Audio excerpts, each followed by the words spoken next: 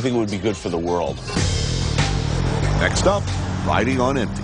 I want baklava, I want kebab, many different kind meatballs. Shish kebab, chicken kebab. Tony, please don't talk about food. No reservations.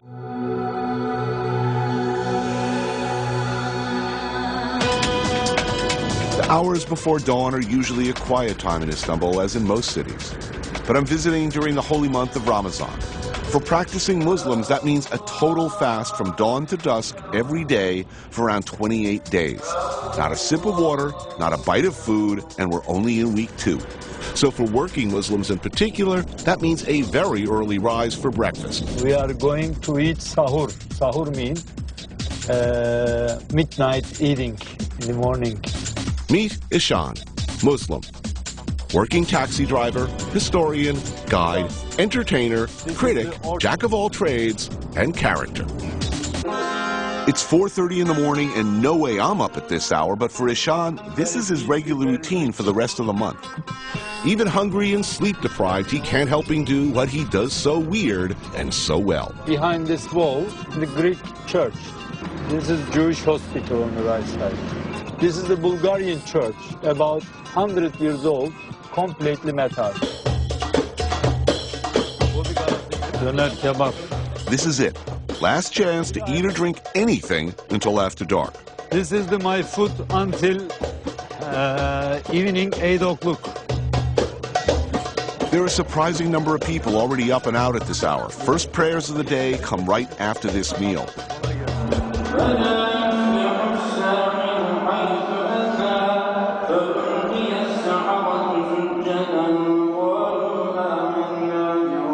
Ramadan is fasting for God, for Muhammad.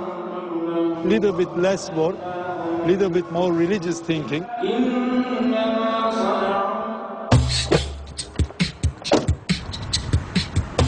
Now, all of us spend a lot of time with Ishan, and I've seldom met anyone who loves his job so much or works so hard. Every day I saw same place, but still I love this city. It's very beautiful here. Merhaba, my friend. How are you? He seems to know everybody in town. The history, date of construction, name of architect of every mosque, church, school, bridge, and palace in Istanbul. Who built them and why? This is the mosque name, Mihrimah Sultan, his spice market. 13th century building there. This is second bridge, building 1985. Also, where to score a few figs for an unbeliever who's having trouble sticking to his fast. Thank you.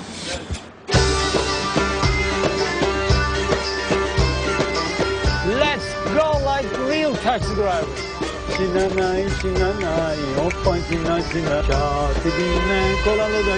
Being around Ishan is like being in somebody else's reality show. We're all bit players, satellites of Planet Ishan.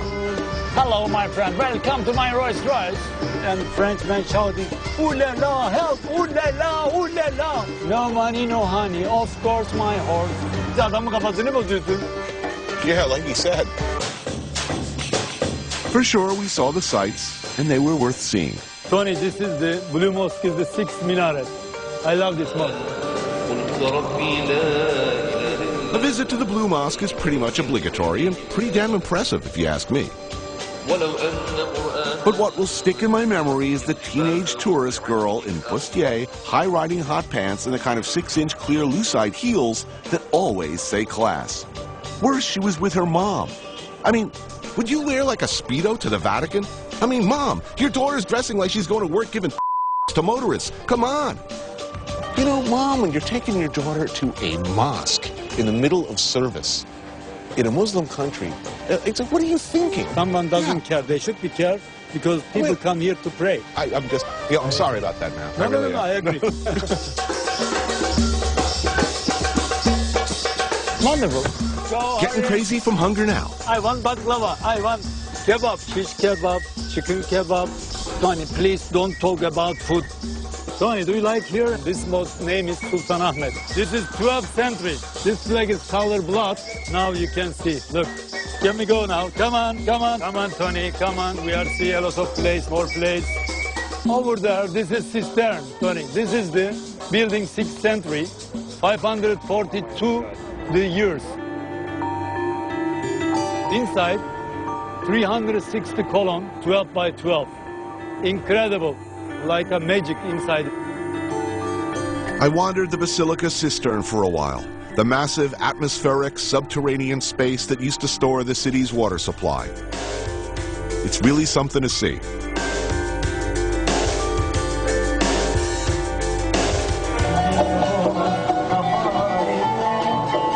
Finally, back at the Blue Mosque for the iftar meal at day's end.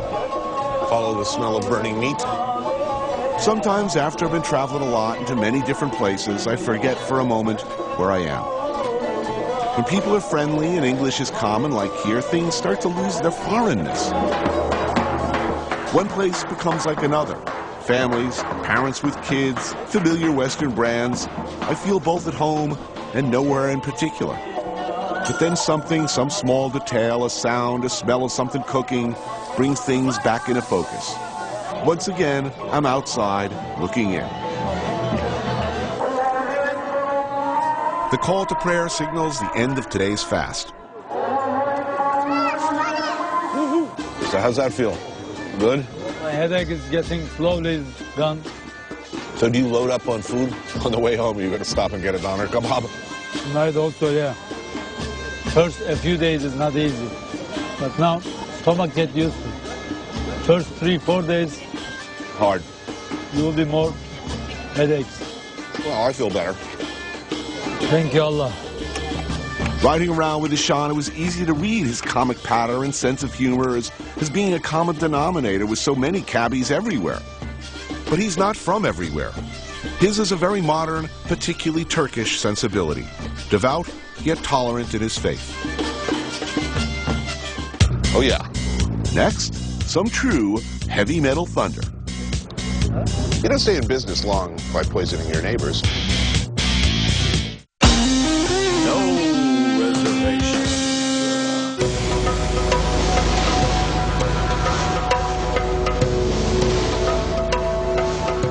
The Bosphorus is a busy place. Oil tankers, ferry boats, naval vessels. Oh, and fishermen. Lots of them. Work in the waters of the Black Sea, the Mediterranean, and the Bosphorus that connects them. The mussels, I've heard, are especially good, a sort of much-loved local favorite. A bit notorious, actually, as they're rumored to be illegal.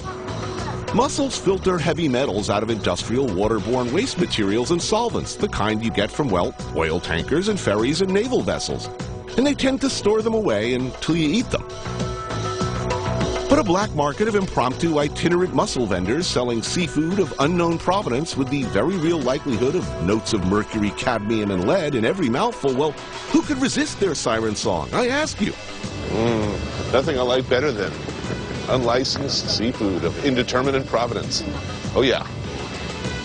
Thank you. So let's see, we got rice, spices, and unknown deliciousness. Oh, it's a big mussel. Did I mention their room temperature shellfish? Yeah, maybe one more. But then, of course, they're stuffed with rice and raisins and pine nuts and onions, maybe a little nutmeg and a squeeze of lemon. And yeah, they really do taste good.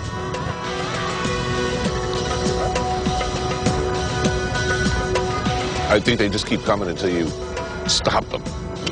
I mean, okay, so it's marginally legal, and we don't really know where it comes from and when, but it tastes good, and he seems to commingle on good terms with his neighbors. You don't stay in business long by poisoning your neighbors. Those are some delicious mussels. Well, that was quite excellent, and I think our work here is done. Check back in 5 hours.